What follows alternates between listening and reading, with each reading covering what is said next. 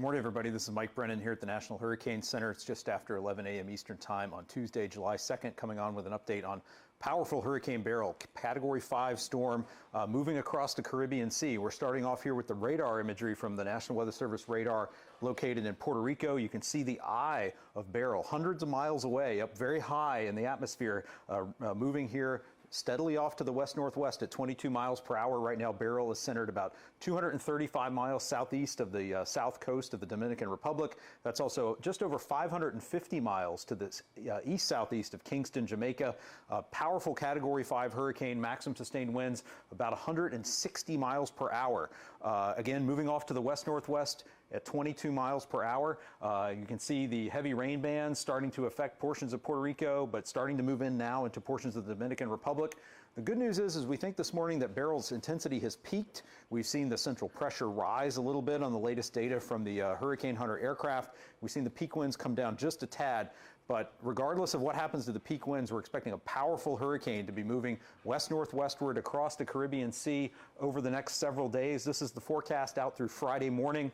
We're expecting the core of Beryl to pass just south of the south coast of Haiti as we go through the day today and into tonight. We have a hurricane watch and a tropical storm warning in effect for the southern coast of Haiti, tropical storm warning in effect for portions of the southern Dominican Republic. So we could see hurricane conditions there. We are expecting tropical storm conditions there, expecting very heavy rainfall there as well that we'll talk about. We are most concerned about Jamaica, where we're expecting the core of a major hurricane to pass near or over the island during the day tomorrow. So we have a hurricane warning in effect for Jamaica. We are expecting a storm surge of 5 to 8 feet above normal tide levels on the coast of Jamaica, especially concerned in the areas around Kingston, those harbors, and on the south side of the island. Going to be a very, very significant wave action on top of that as well. Also expecting the possibility of life-threatening flooding due to heavy rainfall and the potential for devastating impacts if the eye wall of Beryl moves over the island.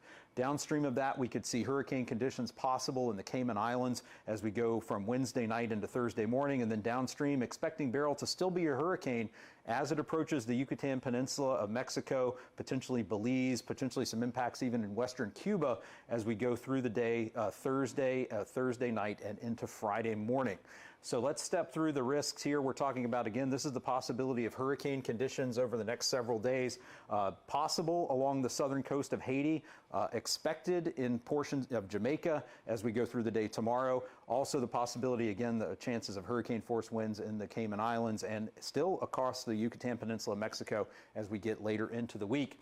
In terms of the timing of arrival of those tropical storm force winds, expecting them to begin tonight or later today and tonight along the southern coast of Hispaniola, reaching Jamaica early tomorrow morning. So for folks in Jamaica, you have today to complete your preparations, follow any advice you've been given by local officials to get prepared or potential evacuations. You want to be in your safe place where you're going to ride out the storm by nightfall tonight and be prepared to stay in that location through the day on Wednesday. Cayman Islands, we're looking at the arrival of tropical storm force winds Wednesday evening into Wednesday night. Western Cuba would be during the day Thursday, and Thursday evening in the Yucatan Peninsula of Mexico. On the rainfall front, very concerned about heavy rainfall. This is a big hazard in the Caribbean, especially with the mountainous islands, the areas of topography here. We could be looking at isolated amounts as high as 6 to 8 inches in portions of the southwestern part of the Dominican Republic, central Dominican Republic 6 inches, isolated amounts as high as 10 to 12 inches along the southwestern peninsula of Haiti, isolated amounts as high as 12 inches in Jamaica as well, with widespread totals of 4 to 8 inches. This could cause life-threatening flash floods and mudslides in some of these areas. Farther downstream, the potential for heavy rainfall in the Cayman Islands and into Mexico as well.